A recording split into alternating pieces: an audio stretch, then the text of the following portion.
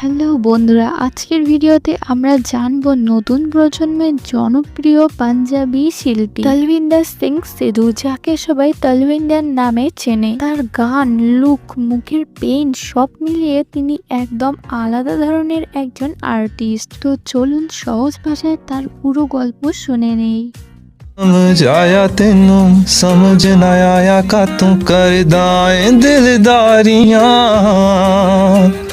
তলবিন্দরের আসল নাম তলবিন্দর সিং সিধু। তিনি 23 নভেম্বর 1997 সালে পাঞ্জাবের তারন এলাকায় জন্ম নেন। ছোটবেলাতেই গান শেখা শুরু করেন মাত্র 4 বছর বয়সে। পরবর্তীতে তার পরিবার আমেরিকার সান ফ্রান্সিসকো বে এলাকায় চলে যায়।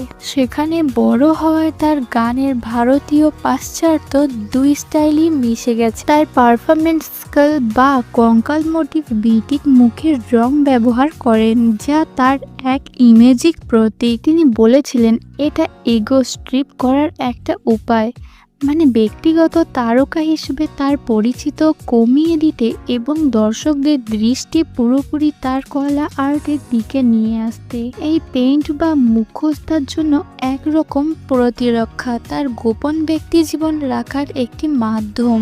Artist bigger then the artist, তার নিজের কথায়। My favorite part about 5X Fest was the energy of the crowd. Everybody went nuts. তলবিন্দরের সঙ্গীত একদম এক্সপেরিমেন্টাল মনোভাব আছে। তার গানগুলোতে আমরা শুনতে পাই electronic, hip hop, alternative pop, এমনকি সিঙ্ক পপ এলিমেন্ট। তার প্রভাবমূলক শিল্পীদের মধ্যে আছেন পুরাতন পাঞ্জাবি যুগের কিংবদন্তি যেমন গুরদাস মান, সুরিন্দর কৌর এবং আন্তর্জাতিক শিল্পীরাও। উদাহরণস্বরূপ রোলিং স্টোন রিপোর্টে বলা হয়েছে তিনি নুসরাত ফাতে আলী খান থেকেও অনুপ্রেরণা নেন। তার শান সাধারণত পার্সোনাল অনুভূতি, খোলামেলা কনভারসেশন, লাস্টনেস নিয়ে হয়।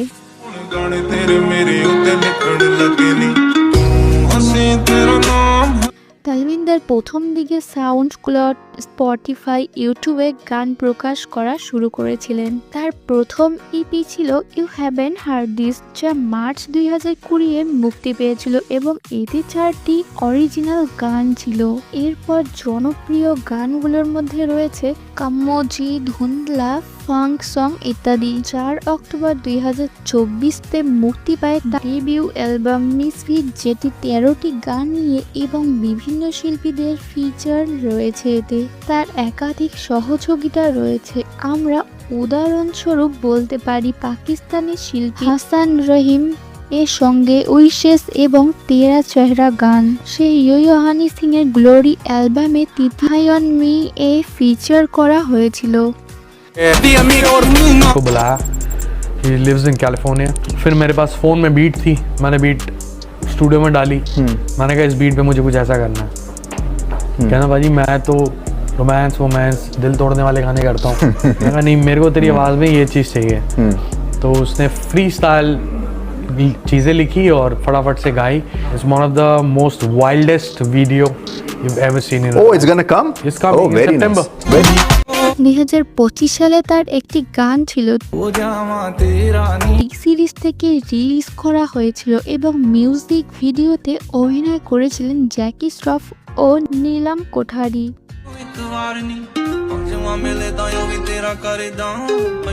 2025 সালে হ্যালোউইন ট্যুর ঘোষণা করা হয়েছে 4টি শহরের।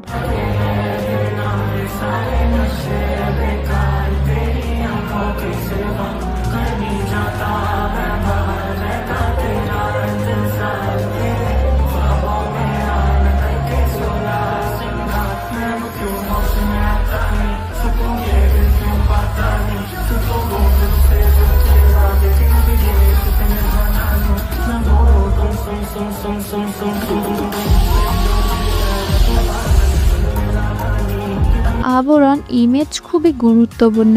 এটি শুধু বিনোদন নয়, তার জন্য একটি মেটাফর। আপনি যা দেখেন তা পুরোপুরি আমি নই। তার সাংগীতিক ভাষায় যে বলেছেন, আমি যাই অনুভব করি তা লিখি, অর্থাৎ তার গানগুলোতে খুব ব্যক্তিগত অনুভূতি, মনস্তাত্ত্বিক দিক ও বাস্তবতার ছাপ মিশে যায়। তালবিন্দারকে একদিক থেকে ভয়েস অফ চেঞ্জ বলা হয়ে থাকে, কারণ সে পাঞ্জাবি সঙ্গীতকে নতুন দৃষ্টিকোণ থেকে তুলে ধরেছেন। তার ফলোয়ারশিপ এবং সামাজিক সংযোগ ব্যাপকভাবে বাড়ছে, কিন্তু সোশ্যাল মিডিয়া প্ল্যাটফর্মে তার সঙ্গে ভক্তদের যোগাযোগ বেশ নিবিড়। পারফরমেন্স ইত্যাদি উড়ে এসেছে, রিলিক্রু গভীরে নাও যেতে পারে, তবে সমালোচনা রয়েছে। কিন্তু দর্শক মনে করেন তার গান বা যে থিমগুলো সে ব্যবহার করে তা খুব ভাইব্রেটিক। আবার কিছু ভক্ত তাকে অত্যন্ত প্রশংসা করে। তালবিন্দারের সঙ্গীত যাত্রা দেখায় সে পাঞ্জাবি নিজস্বতা এবং আধুনিক বিশ্ব সঙ্গীত একসাথে সুন্দরভাবে মিশতে পারে।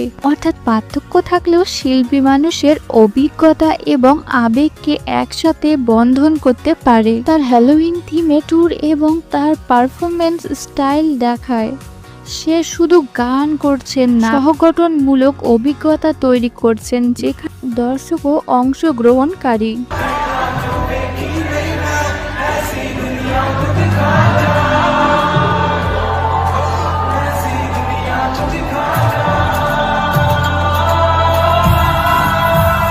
ভবিষ্যতে তালবিন্দার আরো আন্তর্জাতিক সহযোগিতা করতে পারে, কারণ তার को ही छिपा लूंगा और यहीं से जन्म हुआ उस मास्क का।